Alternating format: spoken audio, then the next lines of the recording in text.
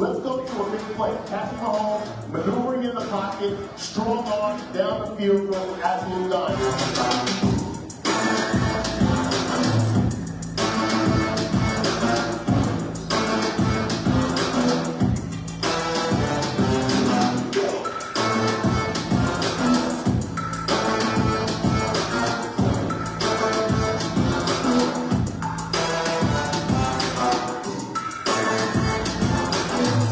One of my favorite games of the season, specifically in the Missouri Valley Football Conference. But we got a matchup on the outside. We got my guys. Wide receivers, defensive backs, going to battle today, and I love it.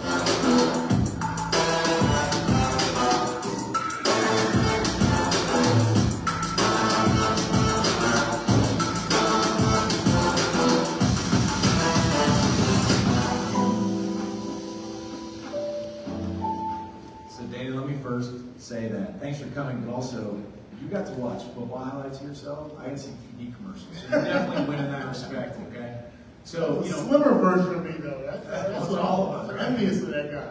Father Time, undefeated, right? But you know, thank you very much for coming today. It means a lot to me and everybody here.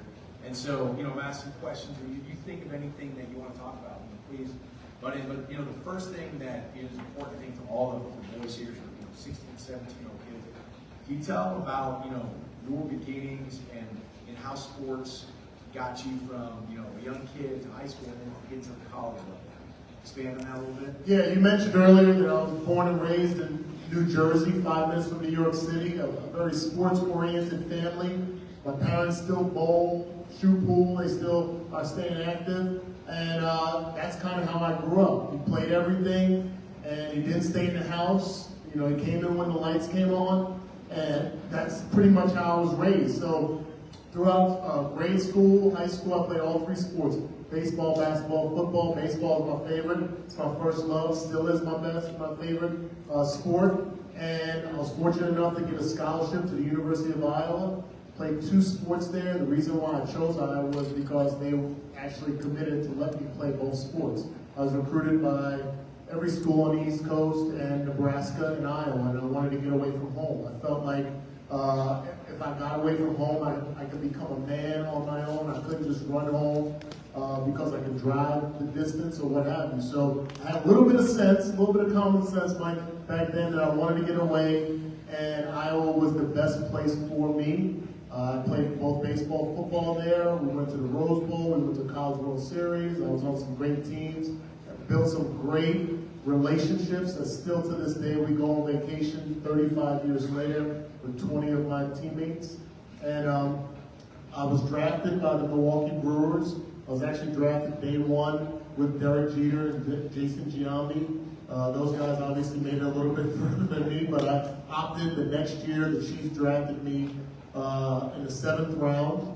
I broke my foot before the draft, so I dropped from the draft stock, and was fortunate to levy that into a 6-year career here in Kansas City. So I've been fortunate, been very blessed, had a lot of ups and downs, a lot of times where I didn't know what the next step was going to be, but I worked hard, and that was kind of the key to my career, was just hard work. I wasn't the fastest receiver, I wasn't the biggest receiver, I wasn't the best baseball player. I just worked. I just, like, when I tell you I worked, I worked.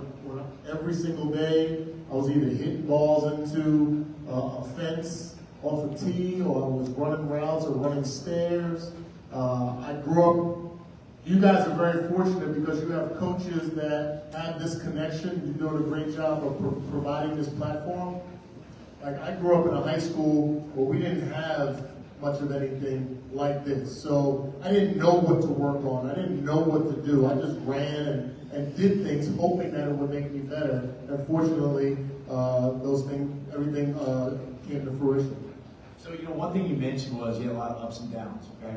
Can you give an example to the boys of maybe something that was a down, a negative, that you were able to turn into a positive in your career, whether it's on the football field or, you know, your successes off the football field? I think that's really important because they're all going to face in life ups and downs.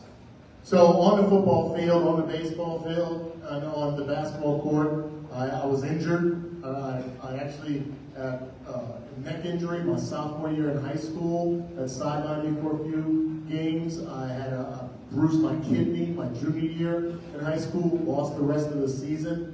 When I came to the NFL, I had sustained multiple concussions and was able to bounce back from those. So the ups and downs from the injury bug was one thing. I lost every last game of my career. Every last, you mentioned about losing a state championship. We lost the state championship in baseball and football. We lost the Rose Bowl. I lost the bowl games in college. Chiefs. Contrary to what you guys are experiencing now, it was not always the case here in Kansas City where you have Super Bowl teams. We lost every last game I played except for my last game that I played in my career. So, like, going through those ups and downs, being away from home, all my family in Jersey, being out here, being out in Iowa, never being on a plane before visiting, like, you're talking about some ebbs and flows that could have derailed me. It could have sent me back home because I was homesick. It could have made me have a different mindset, but there was no turning back. Like, I just felt like I could control my own destiny as long as I worked hard. So that's the message I always present. Yeah, you know, something that you brought up, and I went through too, I went the opposite. I went from Kansas to California. So I went from, like, you know, wheat fields to beaches, right? But I remember when I was a freshman in college, I was sitting on the practice field and I wanted to teleport myself back to Kansas because I was in a 18th string or wherever you could be, but I didn't want to face quitting. Yeah. I thought about it, and like, did you ever have times where you maybe doubted yourself a little bit and said, you know what, because that's natural in life, right? Yeah. And then said, you know what, I'm going to dig in and work hard and move forward. Yeah, I had those doubts, but I can just tell you, and I'm not a special human being, I'm not superhuman or anything like that. Like, when I got it set in my mind that I was going to work towards something, that's all it was. Like, I was fortunate, I was 6'2", 195 pounds in high school. I was an athlete, I saw a bunch of athletes, a lot of coaches, parade the players across the stage, and they talked about an athlete, a utility, a Swiss Army knife. That's how I was in high school. I wasn't in any one position. And I just worked, and then people saw something in me that allowed them to step up and say, we want him. He can be an asset to our group, our team, our program, our college. My grades, my parents instilled me the importance of having good grades, putting student athlete in the right perspective. That's how I was. I wasn't an A student, but I was definitely a good enough student that still kept the eyes open of potential colleges. So, like, I am very active on social media, Mike, and when I see kids that I've coached or mentored doing good things, I always hashtag HWPL, hard work pays off. It always pays off. Now, fortunately, I have a highlight film that I can reference back and say, okay, those sports accomplishments are part of the hard work, but there's so much more hard work, raising my family, transitioning from the NFL and from pro baseball to the business world, that the hard work sustained. And that's pretty much why I'm here today. You know, something you bring up in talking about that is, we talked about earlier, you see you lost every last game you played. The sports gods, the football gods, they're not always friendly. Only a few guys ever go out on their own terms in sports. I mean, it's a handful. I'm trying to think of the way down here today. Tom Brady, yeah, he probably did. Didn't really maybe want to lead the Patriots, but not always kind. It's a tough transition sometimes when somebody leaves something like football or basketball, baseball, whatever it might be, because it stops at some point. Okay? What advice would you have for these boys in here, knowing that at some point, whether it's this season or in a college career that makes it to the pros, the ball's going to stop, the lights are going to go out. How do you successfully transition to that next stage of life where you are not just a former professional athlete, but you are now, you know, business world, coaching, whatever that might be? What advice would you have for that? So to me, it's always about your interests. And I think if I was coaching any of you all here in this room, there's something that you're interested in besides sports. And tackle that, just like you would tackle on the football field. For me, it was broadcasting. When I got to college, people were interviewing me. And I started to realize as I was navigating through college, doing the required classes, trying to find what I wanted to do in life, I recognized one, no matter how long I played football, I was going to be in the real world longer. Like that's the fact. I played 6 years in the NFL, and I've been out of the NFL for 30 years now. 30 years. I've been out of the NFL for 30 years now. I am not playing football longer than I played football. But I had an interest. I started getting interviews, and I was like, oh, this is kind of cool. So I wound up getting a degree in broadcasting and communications when I was playing with the Chiefs. Back then, Marty Schottenheimer used to encourage us to do radio shows. Nowadays, they encourage guys to do social media and stuff like that. And that kind of catapulted me into the broadcasting world. So as soon as my career was over, I transitioned. And I was doing high school sports. I literally climbed a ladder. I know we see these stories now where you see the Tony Romos go right from the field to the booth and the Tom Brady's go right to the booth.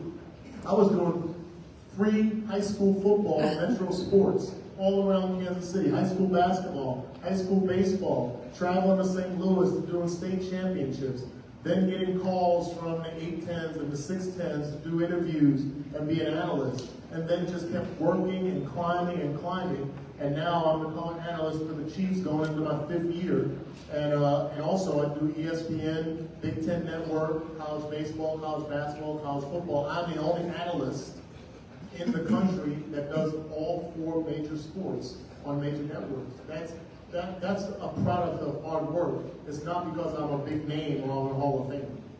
That's a good, yeah. That's a great point. You made 70 something. I got one question left. She's yanking the mic from me.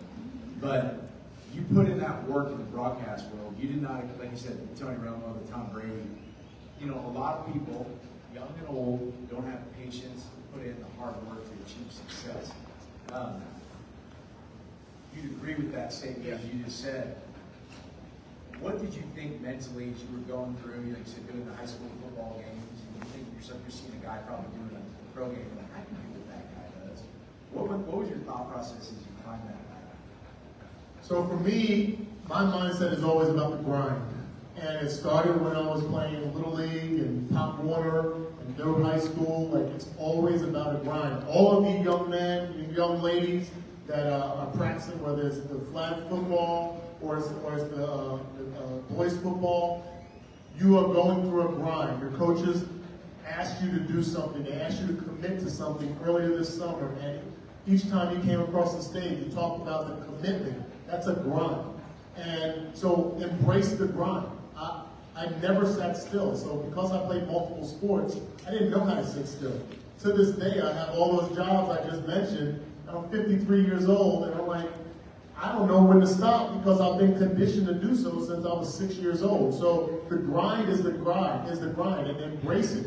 So if it's something that propels you now for workouts, weightlifting, trying to be prominent on the football field, use that same drive in your academics, use that same drive in your interests off the field, use that same drive, and it will be something that you won't be able to shake the rest of your life. And you'll be sitting here years from now, 10, 20, 30 years from now, after your sports lives are over, being able to say the same stories to the next generation. 70's definitely yanking the mic from me now. But hey, Danny, thank you so much. No questions, okay. Okay. Don't be shy. No such thing as a dumb question, only one you don't ask.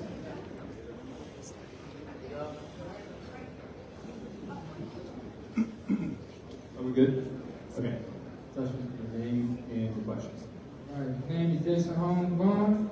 My question is, for the topic is mental toughness. The question is, how did you stay mentally focused and motivated throughout your career?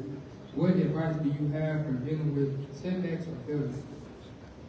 So mental toughness is the question. How did I keep that consistent? I played for a higher cause. I got close to a life with Christ later in my career, but early in my career, I always played for something else or someone else. My grandfather, who I was very close to, passed away my second game in college, and never got a real chance to ever watch me play. I spoke to him before games. I had a different mentality about that. I played for my teammates. Some of the media in here that watched me play, I know you can see some of that on the highlights, but I literally laid my body out for my teammates. I always felt like the opponents were trying to take some joy away from my buddies. We're trying to take something, we're trying to hurt some of my teammates. So it was my obligation to be able to lay myself out for that. The commitment was there. Again, I wasn't the best athlete. I wasn't the best receiver. If you go down to the Hall of Honor, you're going to see some cobwebs around my name or something. The fact is that I was committed. I was committed to the cause. So that's just a life lesson. That, you know, when we talk about sports, we can go through all the ins and outs, but the life lessons that you take from the game is what's going to propel you for the rest of your life. Got somebody over here? Yeah. Okay, tell me your name and what school you go to. Crawford, and I go to Howard Park High School. And my question for you is, besides winning, what was your goals as a football player? Besides winning, what was my goals as a football player? The same thing my goals are in life. Be the best. Be the best that I could possibly be. There's only things you can control, only some things you can control. As a wide receiver, I could not control when they threw me the ball. I could not control what plays were called. I could not control when we scored or if we won or lost, but I can control my effort. I can control what I could control, give 100% in it. So to me, wins and losses, a lot of times are out of our control, but my effort is definitely within my control. And the ability to walk in the locker room when the clock hits 0 and be able to look eye to eye in the guys in that locker room, and they know and I know that I gave 100% for their success as well as mine. Sometimes that's better than what the scoreboard says. All right, over here. A human question. My name is Jaden Smith, and my question is, what was the most challenging part from transition to high school to college football? The challenging, I'm sure it was the same for you, was going away from home, being away from your comfort zone, seeing other athletes that were as good or better than you, when normally if you get to that point, you're probably one of the better athletes on your team. You maybe have not been around a bunch of really good athletes, and now you're in a room full of guys who are as good, bigger, faster, stronger than you, and you have a decision to make. Are you going to step up or not? I say this on the radio, especially here in the Chiefs Kingdom, you're going to barbecue or mildew. You're going to get hot or you're going to die by the tree. So that was a big challenge. The same thing when I came to the NFL. The speed of the game is different. The knowledge.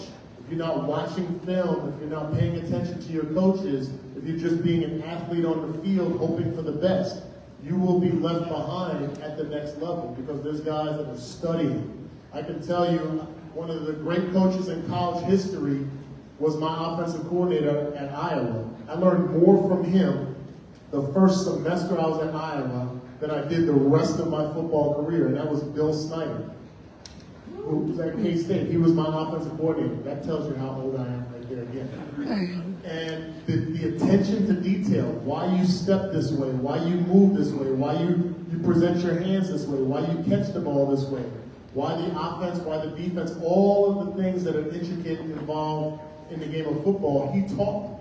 So I felt so prepared, I felt so ready that the game day was just like a party.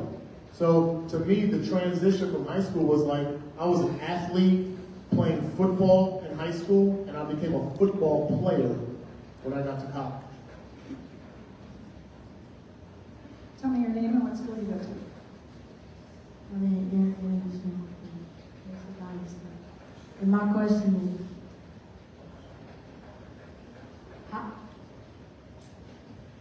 how did you maintain your physical and mental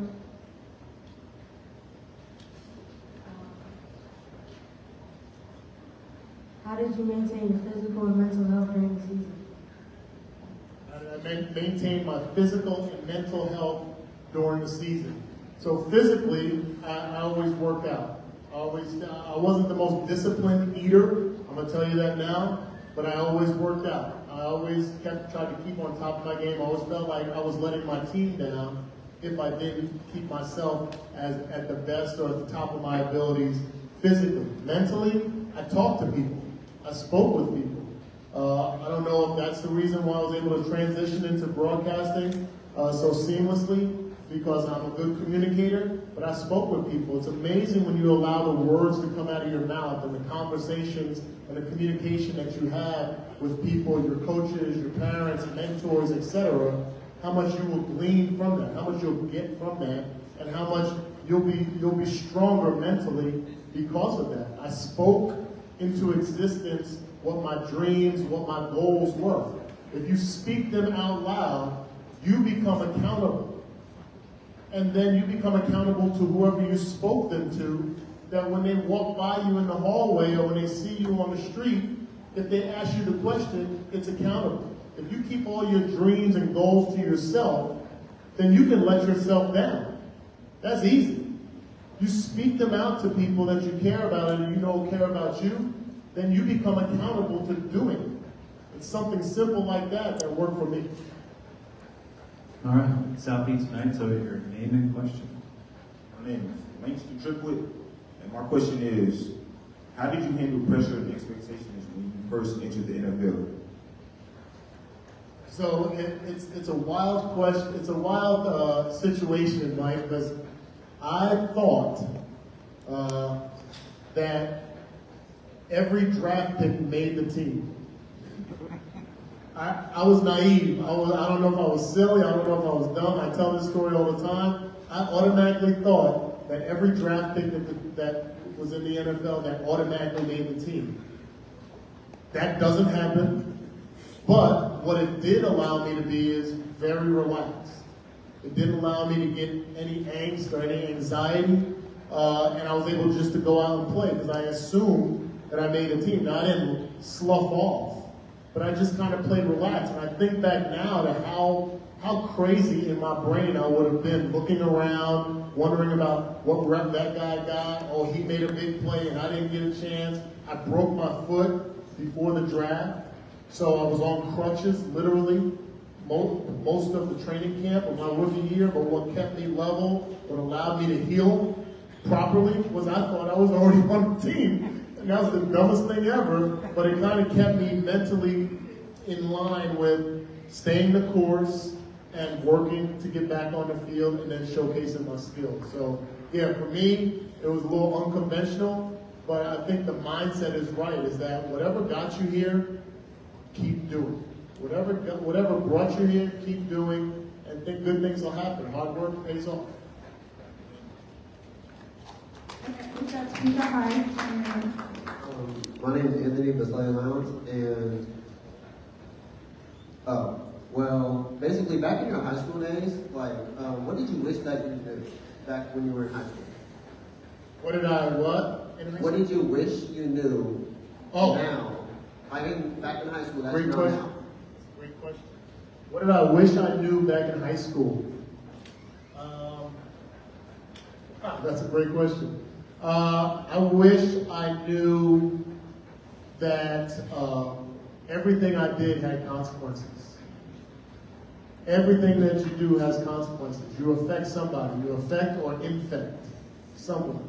And I think back to me being a leader. As you guys walked across the stage, you heard, okay, well, who's your talker? Or who's your leader? And the mic was passed to somebody. I was one of those guys that would have had the mic passed to him. And I think at times, man, did I lead in the right way? Were there guys that I could have affected and infected better by being a leader? Did I party too much? Was I careless? Was I not open? Was I, all the different things that you go through in life that you realize as you grow to 53 years old. I got 5 kids, 3 grandkids.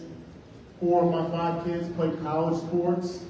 And you think about the idea of they trying to instill in them to be leaders. And then I start to think back, well, was I that leader that I'm trying to instill in them? So if I had to say something back to that Danan back in 1987, 1988, get a little choked up when I say it that far back. I'd say recognize your responsibility on how you can affect and infect people and be better at it. Mike, you should answer that too. He nailed it. The one thing I would say from an athletic perspective that I would report to you guys, and I mentioned earlier, is playing multiple sports, be good at those things, all cross-training to other sports. I make bad decisions. My senior year of high school, I decided I was not going to play basketball my senior. I played all throughout, and I was going to work out. Well, what that meant was I lifted a lot of weights, gained a lot of weight, spent my freshman year subtracting that weight, and then getting back to it. So, yeah, play multiple sports, be active, and it's totality of circumstances. Those things all play together. So. I'll tell you a quick story. I know we got specialization is the worst word in sports. Anybody that convinces anybody that they have to specialize in something, one sport or another, is the most ridiculous concept. I am a walking proof that specialization doesn't work. My rookie year, I told you that I had broke my foot. I was on crutches. I barely made the team. I was on practice squad. Practice squad for the first 10 weeks of the season. Basically, in the NFL, you're a practice dummy. You don't get to suit up on Sundays. You get paid significantly less, and that's what you're doing. You're just a practice squad guy. Well, we got a receiver that had hurt, and Marty Schottenheimer came up to me and said, Danan, we need a punt returner. Can you punt return? I never punt returned in my life. What do you think the answer was? Yes. And why was I successful as a punt returner? Because I knew how to track fly balls as an outfielder. That I played outfield in college and in high school and Little League and in the pros, and I knew how to judge a baseball, and therefore I figured out how to judge a football when it was punted. So if I had not had that baseball background, who knows? My answer would have still been yes, but my career might have been a little bit shorter if I'd have screwed up out there on the field. So don't specialize. Don't let anybody talk to you about specializing in one sport. I actually hate the whole idea of playing two platoons, because I grew up in an age where you play both sides of the football. I understand it when you have a large number of players on your team where you try to get a lot of experience on both sides, but specialization is a cuss word to me. All right, last question over here. Name and question. It's Leonard Butler from Preston High School. My question is, how do you study and prepare for your upcoming opponents? How did I study and prepare for my upcoming opponents? So I know, well, everybody has phones, digital devices, and you're able to look at Huddle and you're able to look at film and all that. I'm old school where we have film, literal film, and what I learned from Bill Snyder was the attention to detail. And we can have a whole day, a whole weekend of classes on how you actually study film, but the attention to detail that I put into the game that was taught to me was to give me an edge, to give our team an edge. So I knew whether the guys that I was playing against were right-handed or left-handed. I knew that they stood a certain way and what they were going to do. If their left foot was forward, they were going to do this. If their right foot was forward, they were going to do this. If they lined up at 5 yards, this is what they did. If they lined up at 6 yards, I knew more about them than they knew about themselves. That's studying film. When you watch Patrick Mahomes and you see the shift, I'm an analyst now, so I know the shifts and the motions, they're designed to do what?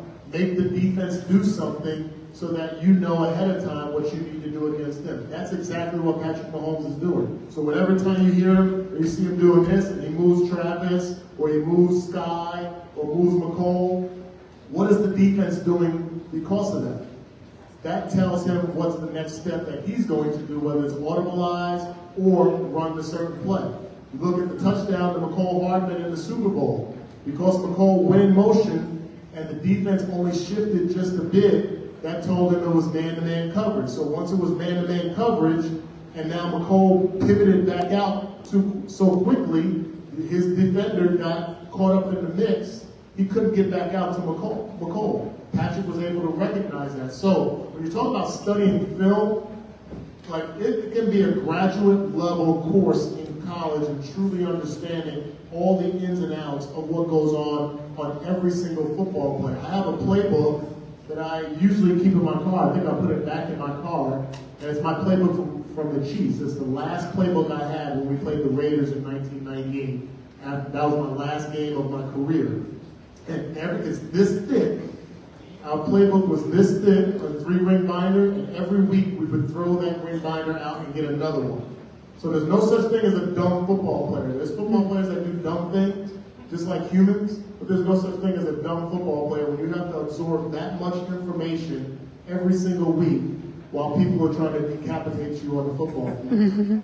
And you have to do it full speed. So we knew on 3rd and short, there was 78% man, 22% zone. On 3rd and short, between the 40s, 40 and in, 20 yards and in the goal zone. On 1st and 10, teams do this 62% of the time. Teams do this against this formation 80% of the time. When you're between the 40s, when you're in the 50 going in, when you're inside the 10-yard, all of those different things, all are composite, all are components of studying film to be able to get that one step.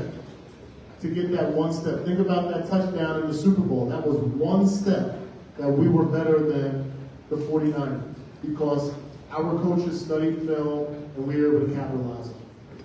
Mm-hmm. Just closing words from both of you.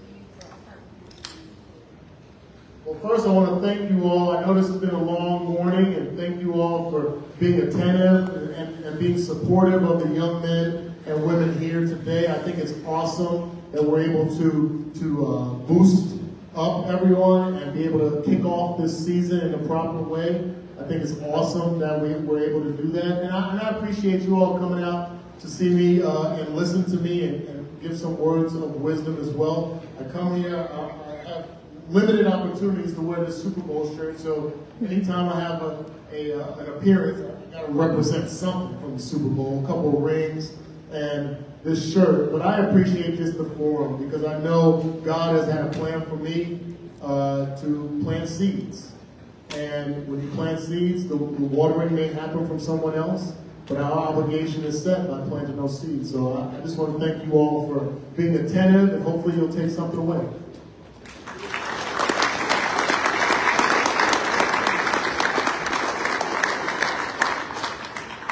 Again, well said, Danan. It's tough following up here. I just want to, thank everybody involved. Stephanie, obviously, Danan, everyone else who put in so much work. I just show up and have fun, okay? I wish all of you, everyone in this room, to have a very successful senior year, junior year, whatever it might be. We got a sophomore led this team in interceptions, great sophomore, junior, senior year. Enjoy the ride, enjoy the journey. Everything you guys do, put your best efforts into it. Your best efforts is different than someone else's. You'll look yourself in the mirror at the end of the season and say, I did my best. So, wish you guys great success this season and in life. Thank you very much for coming today. I really appreciate it.